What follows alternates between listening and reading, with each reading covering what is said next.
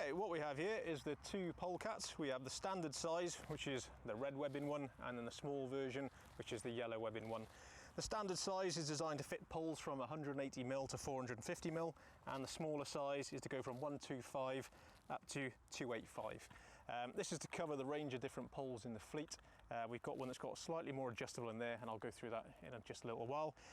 What we're going to look at here is the pre-use inspection prior to use, the things to look for and the things we need to see. So coming up initially, if we look at it, obviously is a visual inspection.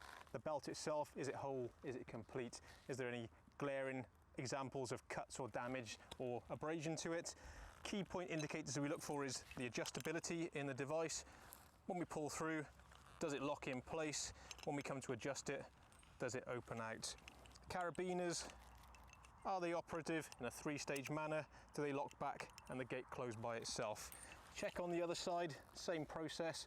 Does the gate open? Does it close and lock by itself? And a key one in this aspect here is this little fall arrestor shock absorber. Does it show a white label in this point here which says do not use? That will indicate that the belt has experienced a fall and is not suitable to use. We move on then through to the snap hook, checking that it works. Again, as with the other process, is it a double action to move? Single action is not allowed, must lock in by itself. Checking the orientation. We then check through the belt itself, looking for cuts, abrasion, any damage which might indicate that it's been taken a fall or exposed to chemicals. As you can see on here, it does have a little bit of use onto it, so we've got some creosote, and one of the key things to look at is the tread on the grip section to make sure that it's complete. This is very much like the tread of your tyres on your cars, and you need to look through. If you can see, we have a small white stitch pattern based in here. This is where the eye scaff goes, and the stitch runs all the way along the edge of the rubber section on both parts. If your rubber has worn down to that stitch part, that's the point where we recommend you take the belt out of service. We have tested it in a test laboratory on a dry pole, and it does grip and perform. However, if you're on a pole that's wet or greasy or mossy, that may not stop as it should do. So therefore we say when the wear gets down to that point, that's the time to take the belt out of service. Predominantly you'll wear on the top and the bottom of the rubber sections, not the central part. These are the points that are in contact with the pole when you're climbing and when you're descending. So these are your wear points you will get. So don't think that because you've got a great section in the middle that it's fine, but it's almost bald on these sections. These are the points to look for, and those are your main points of wear. Exactly the same process works with a small belt. We check through to make sure it's whole and complete. We check the adjustability on the belts. The difference with this one, as you can quite see, is that the rope rat adjustable side is a lot shorter. This is because we're tightening onto small diameter poles, and we don't need as much belt to move with. The danger is if you have a very long belt with a small diameter pole, is that people could use that for climbing. Obviously it needs to be as a choked unit and used properly, which we'll do on the pole in just a little while. One key thing to remember when you're inspecting is to move the wear sleeve out of the way so you can expose all of the line to check through, and making sure that we check through. And again, the classic ones for looking at rope is we look for that bend and curve as we're checking through to make sure there's no damage to the interior fibres or the core of the rope. Again, moving the wear sleeve back out of the way as we continue our inspection through, making sure it's all nice and good, and inspecting every part of the rope as we go through, down to the adjuster and then back through to the other side and going away. Now, as one little point of interest, one of the small design features of the belt is we have a small little tag. This is to keep your belt tied away when you're climbing so you don't spike it. There's a small little clip which just clips into the captive bar of the carabiner there.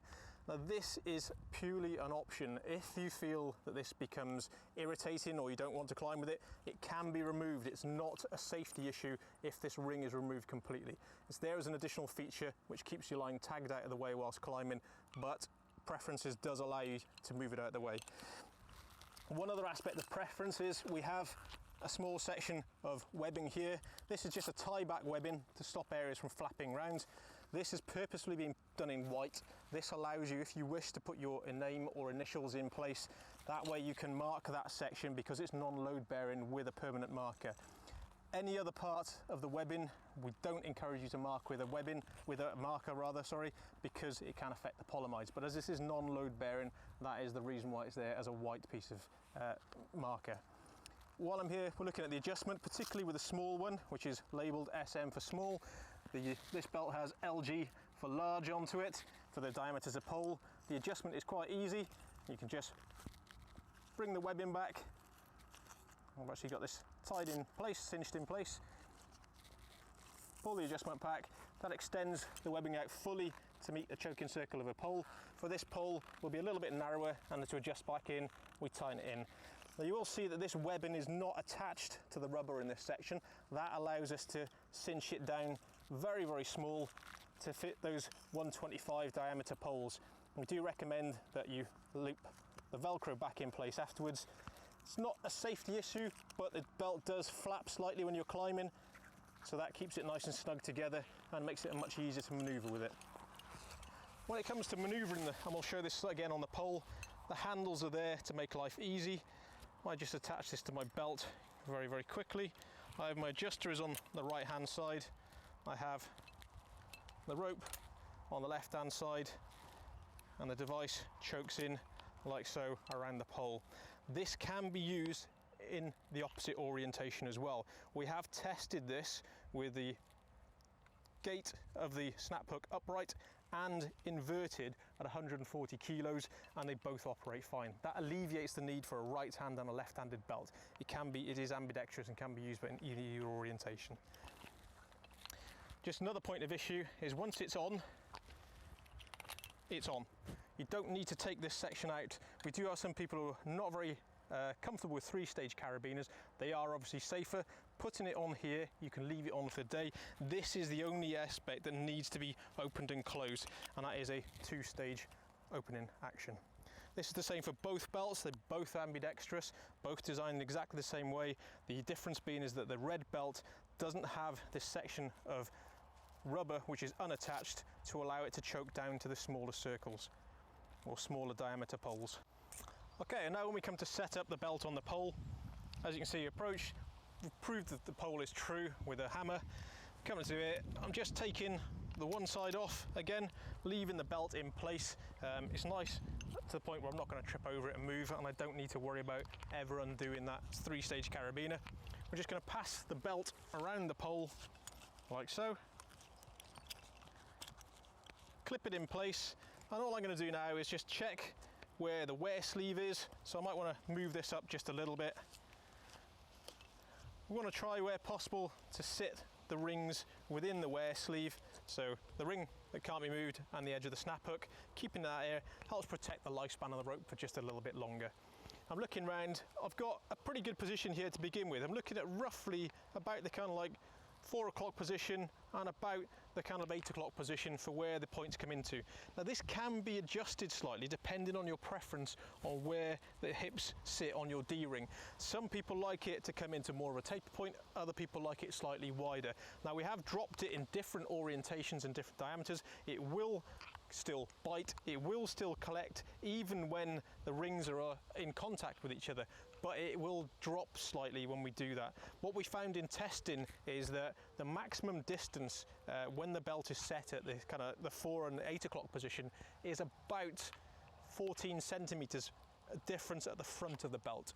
The rear of the belt, the greatest amount of displacement we've had is actually 5 centimeters, so it does stop very, very quickly, and this is one of the requirements for the development, to get a belt which stops nice and quickly, so in the event of a small a fall as someone's ascending, they're not going to displace down the pole a great distance.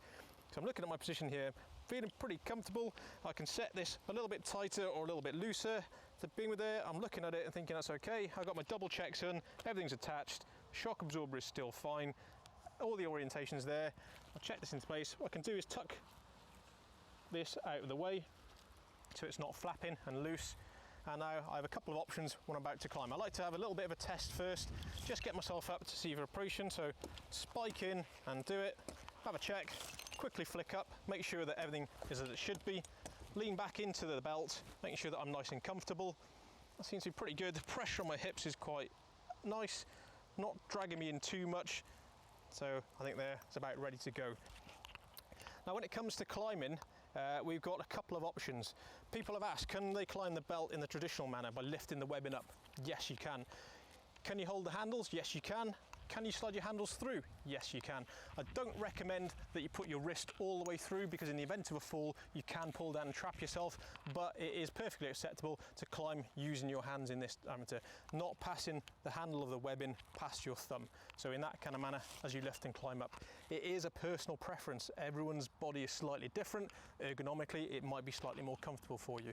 We put the orientation of the handles like this because it's in a more natural position rather than loading and holding in this orientation. We have had people in the past who've had injuries to their wrist struggle to climb a pole for long periods of time, particularly with holding the webbing in the old style choker belt. So this is the orientation that it's designed for, but it can be climbed like that, or if a preference, you can lift the webbing as well. Okay, what we're going to look at now is just connecting to the pole and then passing an obstacle. I put this in place to symbolise some furniture on the pole, just to give you an idea of how it can be passed using your secondary and using a work position in lanyard. So as always, take the belt, pop it in place, check our adjustment, make sure that we're happy where we are, make sure we're all good. So I'm going to attach my secondary first. We've come up to the obstacle as far as we can.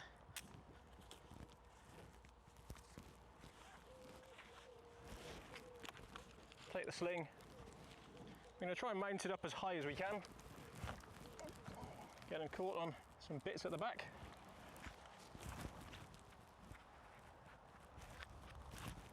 There you go. Choke it in place.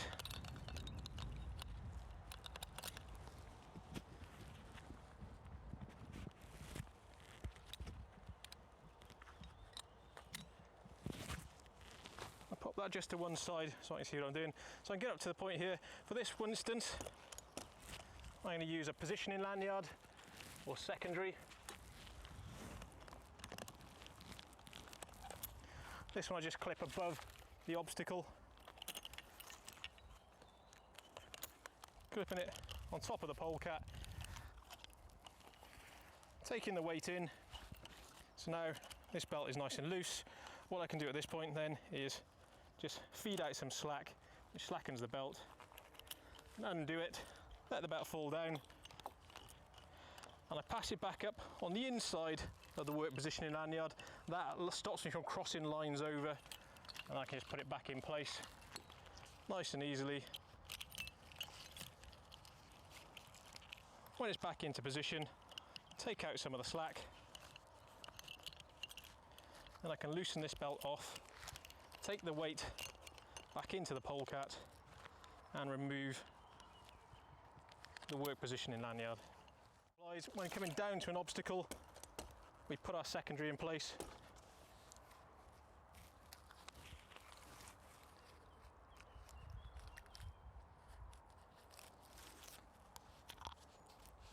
Tension it in, make sure it's nice and tight. Put my fall arrestor in place. Make sure I'm conscious that I put it off to one side. Climb down to as close as possible to the obstacle, still allowing me to maintain contact with my belt, and same principle applies then. We can put the belt in place, cinch it up tight, put some slack into the polecat, release,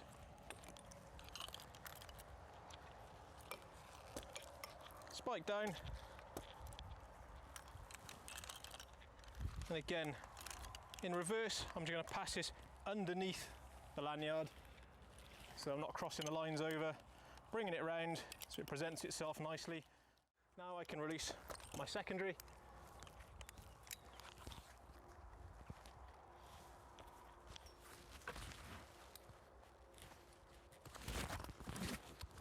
Make sure I got that nice and comfortable. Spike back up to retrieve the sling.